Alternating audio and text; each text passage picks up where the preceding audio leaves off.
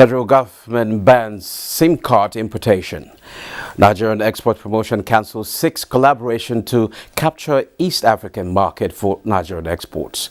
Plus, Hong Kong shares down nearly 3%. Asia markets drop as geopolitical tensions rise over Pelosi visit. This is Business Express on the network service of the Nigerian Television Authority, the NTA. We're reaching you from Abuja, the nation's capital. I am Musa Abubakar.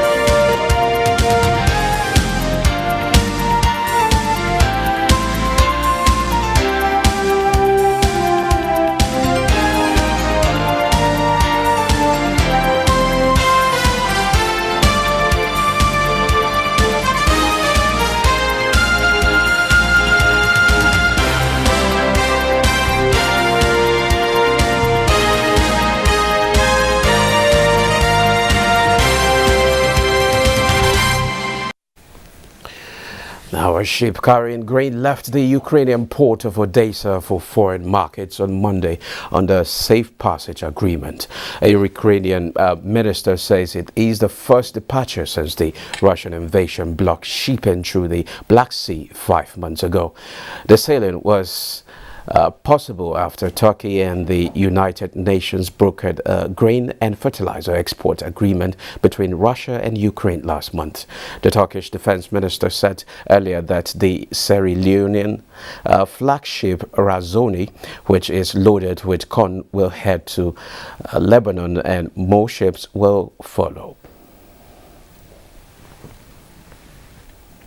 Now, the Nigerian Midstream and Downstream Petroleum Regulatory Authority is engaging key players on 10 proposed regulations towards seamless processes at the mid and downstream of the oil and gas industry. This is in line with Section 216 of the PIA, which mandates the authority to consult with stakeholders prior to finalizing any regulations or amendments to regulations. Leader Samson reports.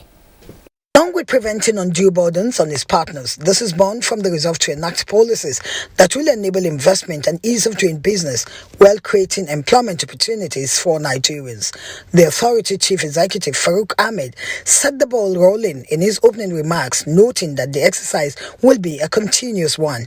He reiterates that engagement with stakeholders to enable fruitful business is at the core of his regulatory philosophy. So a lot of opportunities, but the opportunity will only come when they are investors. Investors only come when there's clarity and transparency, and they know that yes, what they're investing into, there is going to be a return on their investment. And that's the whole idea of rolling out these regulations. For the stakeholders, the regulations to be considered by the forum will give further meaning to the legislative intent of the PIA, as the regulations will complement the PIA in unlocking the vast potential of the midstream and downstream sector.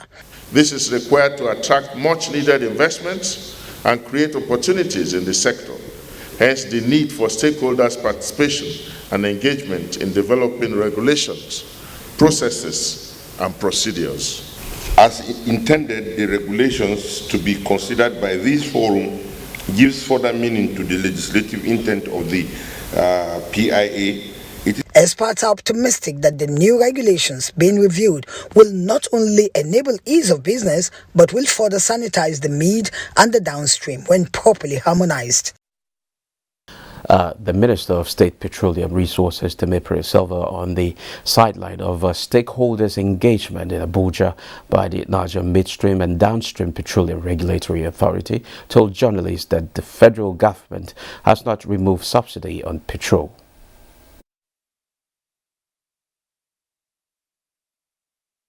Well, I can tell you authoritatively, we have not deregulated.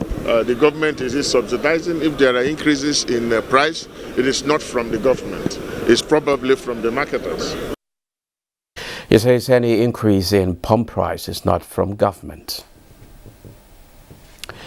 Oil prices edged lower on Tuesday, extending losses from the previous session as investors worried about global oil demand following weak manufacturing data in several countries. Brent crude futures fell 29 cents to $99.74 a barrel, with WTI crude futures down 22 cents at $93.67 a barrel. The slide came after Brent futures slump on Monday to a session low of $99.09 a barrel, their lowest since July 15th. The U.S. crude benchmark dropped to as low as $92.42 a barrel, its weakest since July 14th. Now, the Association of Bureau de Change Operators of Nigeria has cautioned the federal government against policies that can worsen the impact of upward inflationary trend on the populace. The association gave the warning in its quarterly economic review for the second quarter of the year 2022, noting the severe impact of the sharp rise in commodity prices triggered by the COVID-19 pandemic and the ongoing Russian war in Ukraine. Yet recovery continues on lower U.S. yield. Let's now see how much is the Naira exchanging in the official exchange rate.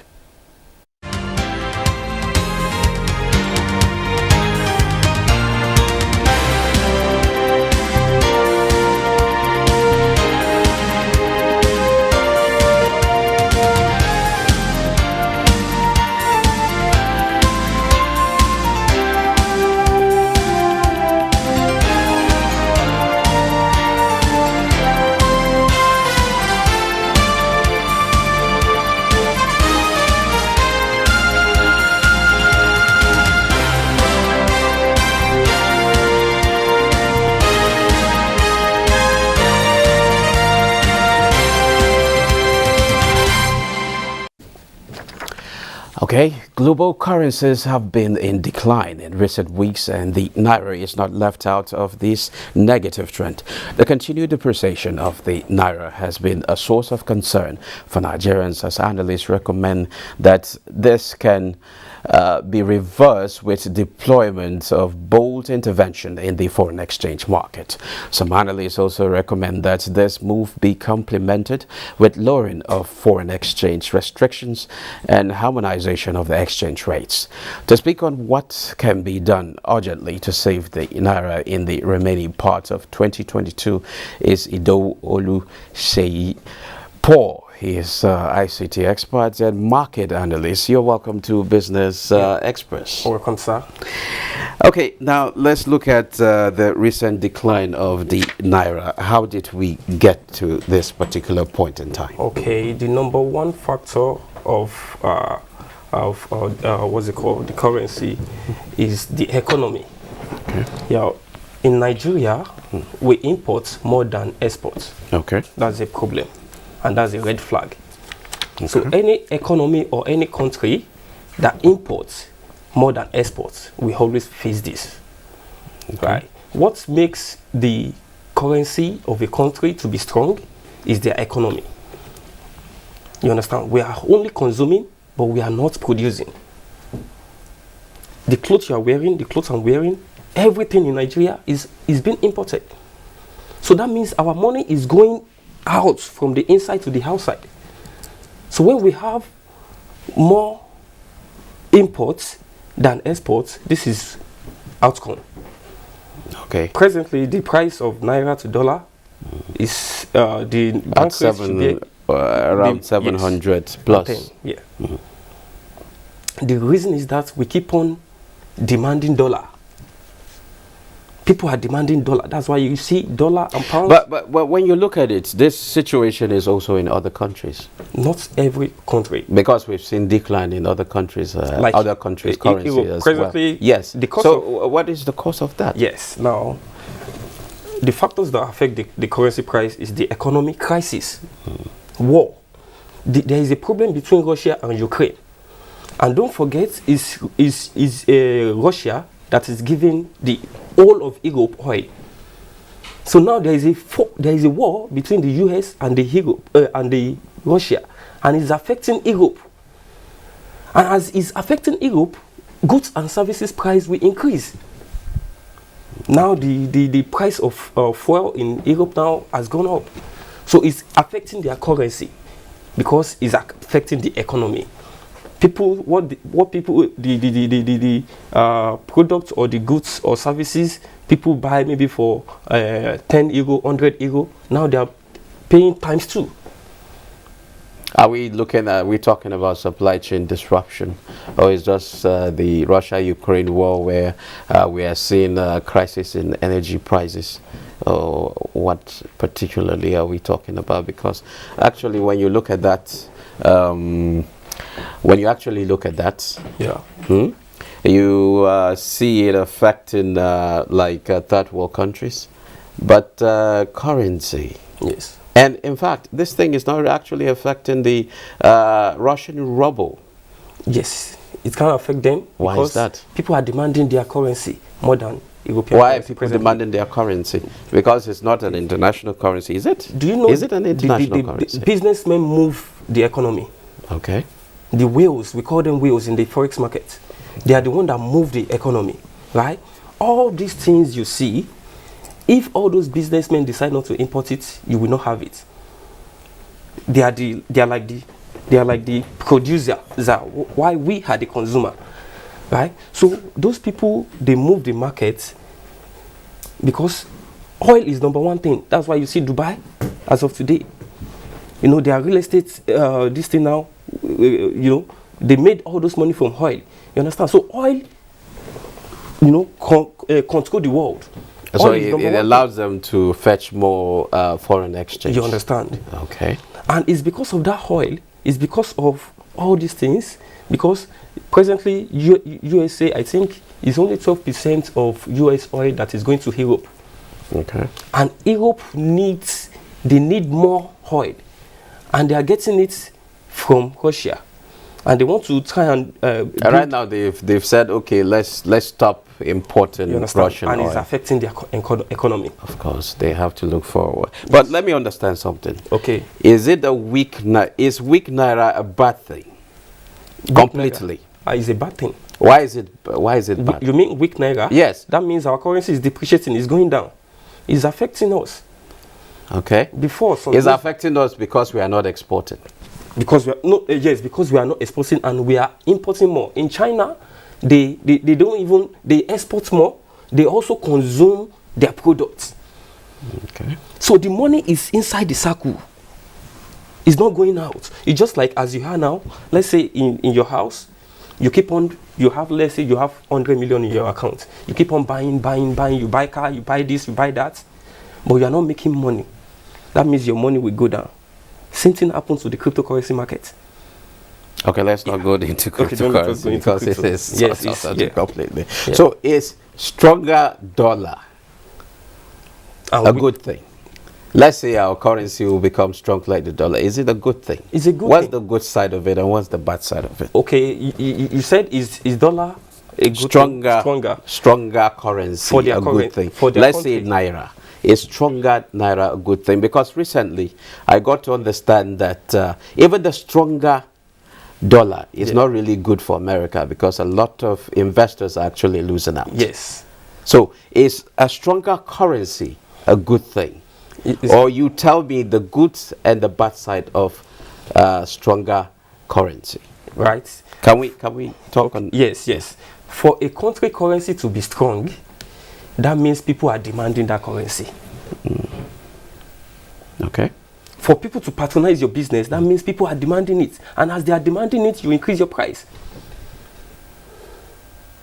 For Nigerian naira to be $1 just say thank you. But if you look at it for importers, yes. If you look at it for importers, let's say I'm importing. You understand? I don't need to buy any dollar to import anything. Yeah. You get? Yeah. I don't need to buy dollar to import anything. So I will now take my Nigerian goods, export it, get the needed dollar. Yes. So if $1 is equal to 1 naira, even if I change it to naira, it's going to be the same. So basically, it's not benefiting me. It's not as an investor. It will benefit. Now to encourage manufacturing. How can encouraging manufacturing in Nigeria help our currency?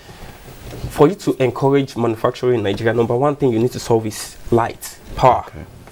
Okay. If you can solve power, you solve every other thing. Okay? Apart from power, number two is agric. The whole world cannot do without three things. And those three things is what I invest in. Number one, we can't do without currency. Every day we must buy and sell. Number two, we can't do without food. Okay, can you do without food? No. You can't. You can't do without shelter, which is house. So those three things are what you want to invest in. The currency, for a currency of a country to be good, that means the economy is good. And for the economy to be good, that means they don't have food problem. We are still importing geisha, Titus, even toothpick. Okay. Okay. Thank you very much, Mr. Idu Oluseyi Paul. Thank you for coming to share your thought with us. Yeah, you're welcome. Thank you. Thank you very much, sir.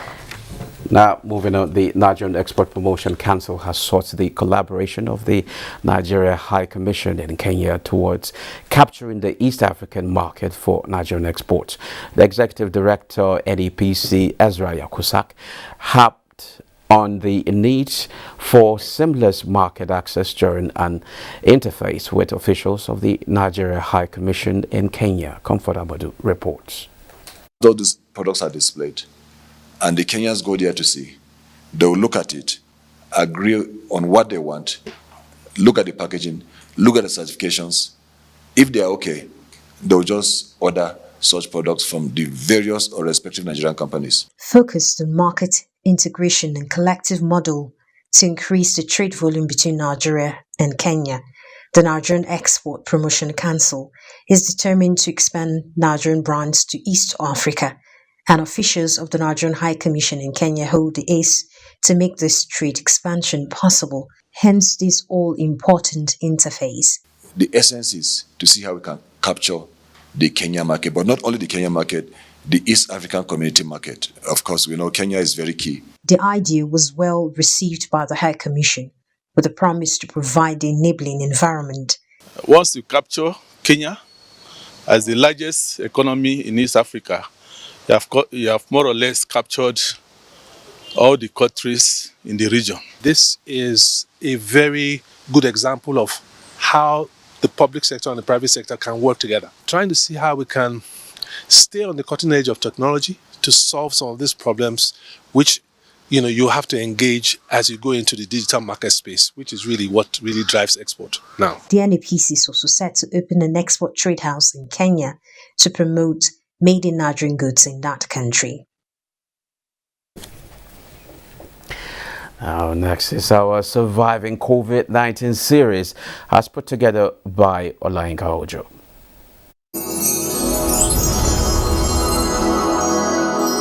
Surviving COVID-19 series is brought to you in partnership with the Central Bank of Nigeria.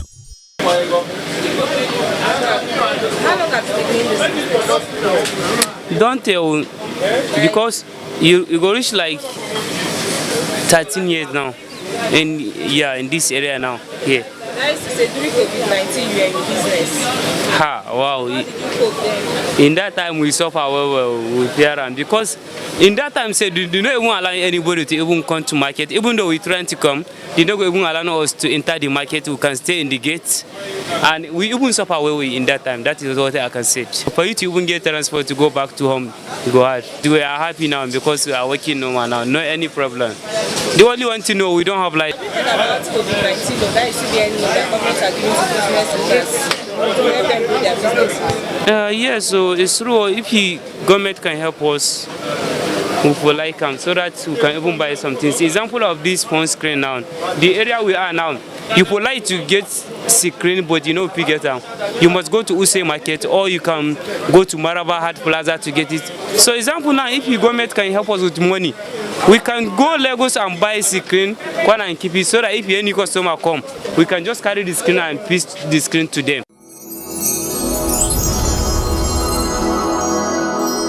Surviving COVID-19 series is brought to you in partnership with the Central Bank of Nigeria. And now to telecommunications, the federal government of Nigeria has banned the importation of subscriber identity model SIM cards. Minister of Communications and Digital Economy Isa Pantami stated this at the Nigerian Telecommunications Indigenous Content Expo organized by the Nigeria Office for Developing Indigenous Telecom Sector of the Nigerian Communications Commission. The minister, while noting that federal government will no longer tolerate the importation of SIM card, said Africa's biggest country is now producing them in Nigeria. He added that government aim is to increase indigenous content in the ICT sector so that by 2025 they will be self-reliant by at least 80%. He also urged stakeholders and citizens to support government efforts to boost local patronage and consumption. The Director General Industrial Training Fund Joseph Ari says the fund is working towards refocusing technical and vocational skills training by facilitating the institutionalization of national apprenticeship and traineeship system of operation through electronic and virtual platforms. He stated this while unveiling the third Industrial Training Fund strategic policy direction for 2022 to 2025. The fund will focus on ensuring full adherence to the standards and regulating vocational skills training outfits through the accreditation of skills training centers and certification of all skills training. And now to the capital market. The equities market closed trading on a negative note. The all-share index closed 0.83% at 49,950.32 basis point, with market capitalization at 26.9 trillion naira. A total of 176 million volume of shares, worth 2.2 billion naira, exchange hands in 4,965 deals at the end of the day's transaction. Stock markets across the globe are in red this Tuesday morning, with Asia leading losses. Bosside Abel has details. Stock futures in the U.S. were lower early Tuesday after a month of trading kicked off for the markets. Futures tied to the Dow Jones Industrial Average were 0.36% lower. S&P 500 futures and Nasdaq 100 futures dipped 0.52% and 0.51%. European market pulled back slightly on Tuesday, tracking risk-off sentiment globally as investors assess whether last month's rally has further to run. In Asia, mainland China and Hong Kong markets led losses as geopolitical tension rose over U.S. House Speaker Nancy Pelosi's visit to Taiwan. The Shanghai Composite lost 2.23%, Hong Kong Hang Seng Index fell 2.37%, and the Nikkei 225 in Japan also slipped 1.42% to close at 27,594.73. Most markets in Africa are yet to post new figures, although investors are optimistic the positive trend of previous trade will be sustained as the markets resume. Bosside Abel, Business Express. Now, this is where we end this episode of the program. Don't forget you can access all previous episodes on YouTube. We value your feedback. Do join us again on Wednesday at 3 p.m. for another package. I am Musa Abubakar.